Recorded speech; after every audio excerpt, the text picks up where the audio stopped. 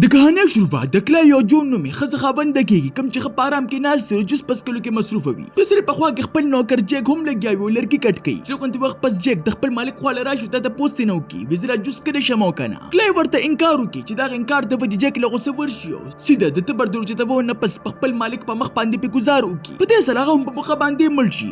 هغه له ښځه هم معاف نه کړو د هغې په خپو باندې شور واچوي. په اخره کې دی د هغې نه هم سر کټ کړي او هغه هم ووجني. بیا موږ ته راپته لګېږي چې دا اصل واقعه نه بلکې په اصل کې د یاري والا فلم کوم چې ډاوټ او جیب نومې دوه ملګرو کته. په دې وخت کې دغه دواړه په ګاډي کې ناست وو. دې سره په دې وخت کې خپل ملګري هم موجود وو د کوم نومونه چې ټیم او سیم وي. دوی خپلو استادانو سره په چکر باندې راوتلو دې دپاره چې موږ دا چوټیانې موږ ښه په خوشحالۍ باندې تېرې کړو. په لار کې ډاوټ په ګپ ګپ کې د سیم ویښته راښکي د سره وایي چې سیم هغه په لاس باندې سوک ورکړي. په دې وخت کې کیټ ته راپته لګېږي چې موږ سټلایټ موبایل خو کار هم پرېښودلی دې د وجې جیف خپله کاغذي نقشې راواخلي هم په هغې سره دوی د هغې په لار باندې روان شي. په توتو کې دوی وړوکې غونډۍ کلي ته ورسېږي. دوی ته په هغه ځای کې دا پته لګېږي چې دا خو د حد نه سیوا خوشې دی. په هغه ځای کې دوی ته یو هم عام انسان په نظر باندې رانه شي چې په تلو کې سیم او ټیم ته بیا یو عجیبه غونډه کې منظر په نظر باندې راشي. په دې کې څه ماشومان راغونډ شوي وو او یو کس یې د تړو نه پس انتهایي ظلم یې پې شروع کړی و. هغوی په دغه منظر پسې خندل خو دوی بیا په دې خبر باندې ځان زړه ښه کړي چې کیدای شي دا به چېرته بوتو دې د وجې دوی دا خبره ځان نه هېره کړي. پر ځای ته په ورسېدو سره جیب ته دغه ټوله لکاونه موبایل یې راټول کړي دې دپاره چې دوی ته د چکر مزه واخیستلی شي. دوی کور ته په ورداخلېدو سره دوی په خپلو سترګو باندې یقین نه کېږي ولې چې په هغې کې هر طرف ته دوړې او ګندونه پراته د کوم نه چې داسې لګېدل چې کلونو راسې دوی کور ته څوک هم نه دي راغلي. دوی ټول رايوځای شي او دغه کور ښه ښکلې صفا کړو. دوی بیا دا فیصله وکړي د شپې روټۍ مونږ په خوا کې موجود هوټل کې خورو. دوی د ماښام په وخت کې خپل سفر شروع کړي چې په تلو کې دوی د ټي هول نومي هوټل ته ځان ورسوي. ځینې په ورداخلېدو سره دوی ته عجیبه غونډه کې احساس وشي دغه ځای ټوله خلک په خاموشۍ سره هم د دوی اړخ ته ګوري. جیف د دغه هوټل مالک د کوم نوم چې جیم هغه د ګرم خوراک اډر ورکړي او جیم ورته دا خبره وکړي دلته کې موږ ګرم خوراک نه خرڅوو دې په ځای موږ په تا باندې شربت څښلی شو. دوی چې کله هغه شربت وڅښي دا پته ورته ولګي چې دې ذایقه خو لږه غونډه کې هم ښکلې نه ده. په دې وخت کې یو دوه عجیبه غونډه کسان سره د بوجۍ هم په دغه هوټل کې را داخل شي خو دوی دغه څیزونو ته څه ډېر څه پام ونه کړي. بیا سید نه دوی پټ په پټه د سګرټ د سکرو دپاره بار ته لاړه شي چې بار په لیونۍ غونډه کې هلک دای خواله راشي او د دې په تنګولو باندې شروع واچوي. په سر سیم ویریږي او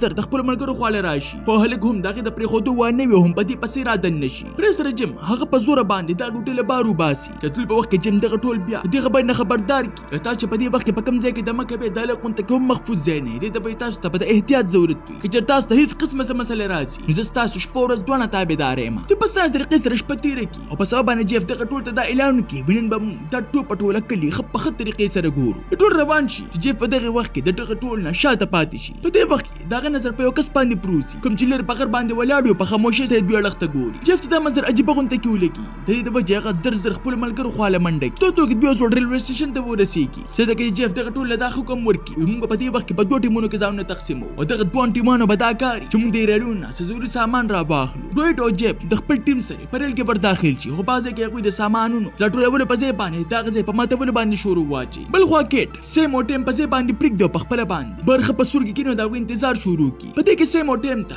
لرې یو اور په نظر باندې راشي. دوی کله په منډه باندې دغه اور خواله ورشي. په دې وخت کې یو خوفناک منظر د هغوی په انتظار وي. په دغه ځای کې یوې ژوندۍ چیلۍ ته چا اور ورته کړي په د هغې مخې ته ټي وي هم ایښودلي وي د کوم نه چې داسې لګېږي که څوک د دې منظره ښه پوره مزې اخیستل غواړي. بیا سره دغه دواړه ویرېږي او په دغه ځای کې چې کومه چیلۍ چا تړلې وه هغه هم راازاده کړي. هر چې کله غونډه کې مخکې لاړ شي نو په دې وخت کې یو ګاډی د هغې د پاسه وخیچي او هم په هغه ځای کې یې مړه کړي. بیا سره سیم او ټیم نور هم ویرېږي او د مخه سره واپس په کیټ پسې په ګرځېدو شي چې هغلته کې په رسېدو سره هغوی ته کیټ میلو نه شي. په دې وخت کې دغه کلي څه کسان دوی راګیر کړي او په زوره باندې په یو خوشي کور کې ور داخل کړي. د کسانو سره په دې وخت کې هغه لیوني هلک هم موجود و کوم چې یو ځل بیا په سیم پسې ولګېږي. سیم او ټیم په دې وخت کې چغې شروع کړي چې دغه چغو اوازونه ډېر زر کیټ ته ورسېږي. کیټ د مخې سره بیلچې راوچته کړي او دغه لیوني هلک په سر باندې پې ګزار وکړي د سره به یې چې هغه له غونډه کې په شا شي. په دې کې جیف ډوټ او جیب هم هغلته کې راورسېږي. جیف هغه کسانو له دمکې ورکول شروع کړي په دې سره په دې وخت کې د هغه خپه وښویږي ډېر روان راوغورځېږي د سره وجې چې د اوسپنې یوه ټوټه دغه په خپه کې ورننوځي. بل سره اوس د هغه د خپې نه ډېر په سپیډ سره وینه بهېدل شروع شي. د هغه زندګۍ د بچ کولو دپاره کیټ د دغه کلیواله کسانو نه مدد غوښتل شروع کړي او په دې وخت کې د دوی د مرستې لپاره هغلته کې یو کس هم رانه شي. دغه د وینو د درولو دپاره کیټ زر د هغې په خپې باندې بلټ وتړي او بیا دغه ټول رايوځای شي او زخمي جیف د جیم هوټل ته بوځي. هغوی د امید و چې جیم به په دغه وخت کې موږ سره خامخا څه نه څه مرسته وکړي. هلته کې په رسېدو سره هر څه بدل شي. ناڅاپه جیم خپل ټوکر راواخلي د جیف په سر بیل کړي خو دې نه مخکې چې دوی نور څه کړي کلي خلک هغلته کې راشي او دوی هم په بېلو کمرو کې بند کړي. بیا سره دغه ټول ویرېږي. جیف د ورته ګلاب وهلو کوشش کوي خو مسلسل ناکامه کېږي چې په دې وخت کې دوی دا پته ولګېږي چې هغه لیونی هلک په اصل کې د جیم زوی دی. بیا جیم سره د خپل لیوني زوی هغلته کې راشي او دغه ځای نه جیف په زوره باندې بوځي. بیا جیف په یو کلو میدان کې وتړي ولې چې نن د شپې په دې وخت کې یوه عجیبه لوبه د کېدو واله وه. په ځای کې به داسې لوبې کېدې چې ژوندي انسان له به هغوی اذیت ورکو هم په دې طریقې سره نورو کسانو ته به مزه میلاوېدله. ټولو جیب ته کتو دپاره د دغې ټول کلي خلک په هغه ځای کې راجمع شي. هغوی ټول له مخکې په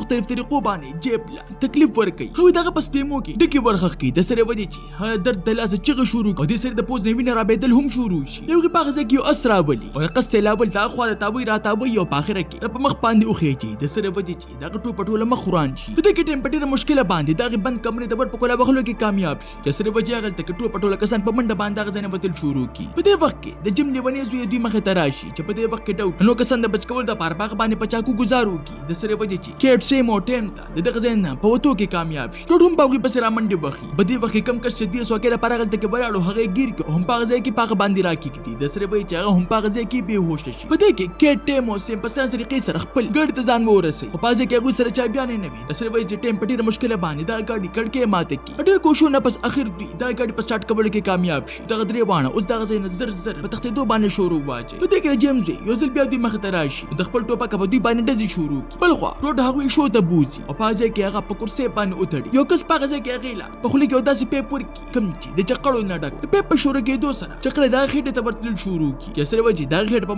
مزه باندې غټېدل شروع شي او اخر دغه درد هغه برداشت نه کړلی شي او ډز ترې نه پورته شي. په دې کې کیټ ګاډي تر دې د پورې تیز کړي چې جیم په زوی باندې وروخېجي. هغه بیا ټوپک روچت کړي. برګې فاصلې باندې رون نوم یو کس بیا د هغې مخې ته راشي خو کیټ دا ځل ډېرېدو واله نه وه او په ډز باندې والله دا سر روان کړي. بلې سره هغه درې واړه د دغه ځای نه وځي. په دې کې جیم ته را پته ولګېږي چې هغوی به لا دومره لرې ترې نه وي. دې د وجې هغه ټوپه ټوکرې د ځان سره را روان کړي. بیا په توتلو کې هغوی ته یو خالي ګاډی میلو شي کوم چې په دې وخت کې اونې سره جنګېدلو چې خپلو کسانو ته ووایي ویر زر ځای راګیر کړي. هغوی هوتې ځکه نه شي چې په ټول کلي کې موږ ځای په ځای جارونه خواره کړي دي. په دې کې کیټ ټیم او سیم خپل کور ته واپس ځانونه رارسولي وي. په ځای کې هغوی خپلو موبایلونو پسې په ګرځېدو شي او هغوی ته په هغه ځای کې څه هم میلو نه شي. البته کیټ ته هغه کاغذي نقشه خامخا میلو شي. هغوی چې کله د واپس د رابطو واله ورکولو کې په دې وخت کې جیم د خپلو کسانو سره هغلته کې رارسېدلو. کیټ خپل ور واپس بند کړي خو په دې وخت کې جیم په هغې باندې ډز وکړي د سرې وایي چې د هغې نه لاس بیل شي خو بیا هم هغه همت د بیلولو والا نه و. ټیم په دې وخت کې همت وکړي خو په دې وخت کې چا ورکولاوه خو د هغې نه ډز پورته کړي خو په دې وخت کې هغه ته را پته ولګېږي چې اوس خو زما په ټوپک کې صرف او صرف یوه ګولۍ پاتې ده. اوس دغه درې واړه دا فیصله وکړي چې په دې ځای کې موږ د خپل ځان حفاظت په خپله باندې کوو. کیټ د قص ته یو کس په ردن نه کولو باندې مجبوره کړي خو څنګه هغه رادن نه شي دمغه سړي ته په چاقو باندې په خپه ګزار وکړي. کیټ ټیم د ور په سوري کې ټوپک روباسي او د یو کس ډز پورته کړي چې په دې سره د هغوی ملګري داد نصیب په غوسه کې راشي. کیټ اوس په دې خبر باندې پوه شوی به وي که چېرې زه په دې ځای کې یم نو سیم او ټیم چېرې هم نشي بچ کېدلی. هغه اوس د خپلو شاګردانو د بچ کولو دپاره په خپله باندې بار توځي او د قص ته هغوی د چغې شروع کړي دې دپاره دغه ټوپه ټوله کسان په ما پسې راشي او ما مړه کړي. هغوی درې طرف ته هېڅ قسمه څه توجه ورنه کړي ولې چې هغوی ته را پته به چې دا به خامخا په جال کې راګیرېږي او واقعي دا ګیره هم شي. جیم یو کس په خوشحالۍ باندې بیا سره د ارې د دې خواله راشي او د ما سړي کم خپه چې دې ګیره شوې وه هغه ترې نه کټ کړي. کیټ ډېر درد د لاسه چغې شروع کړي چې له غوندې وخت پس جیم دا په ډز باندې دغه تکلیف او خلاصه کړي. اوس ټیم په آخري ځل باندې دوی سره د مقابلې د کولو فیصله وکړي. هغه تاخانې ته ورکوشي او هغه ځای کې شرابو د بوتل په ماتولو باندې شروع واچي دې دپاره چې خپل دښمن دلته کې راوړم او په اور کې وسوځوم. هغه کسان چې کله راکوشي او دې هغه بوتل ته اور ورته کول شروع کړي په دې وخت کې هغه ته را پته ولګېږي چې په دې بوتلو کې شراب نه بلکې اوبه او متیازې موجودې دي. جیم په ده پسې په خندا شي او دې سړي د خپلو کسانو سره هغه په وهلو باندې مړ کړي. اوس صرف په دغه ځای کې سیم باقي پاتې شي د خپل ځان د بچ کولو دپاره منډې شروع کړي او جیم دا یقین وي چې هغه دې ځای نه چېرې هم نشي وتلی. هغه په دې وخت کې په بم باندې خپه کېږدي د په ځای باندې ولاړې وي د سره به یې چې هغلته کې یو نولۍ راشي او د دې په پرتوګ کې ور داخل شي. د خپل ځان د خلاصولو دپاره خپا خوا کړي هم د دې د وجې هغلته کې به داسې دماکه وشي چې د هغې وجود ټوټې شي. دغه دماکې نه پس هر څه خاموشه شي او جیم د خپلو کسانو سره ښه په مطمئن انداز کې دغه ځای نه واپس لاړ شي. تاسو ته دا نننۍ کهاني څنګه ولګېده ما ته خپله قیمتي رای په کمنټ کې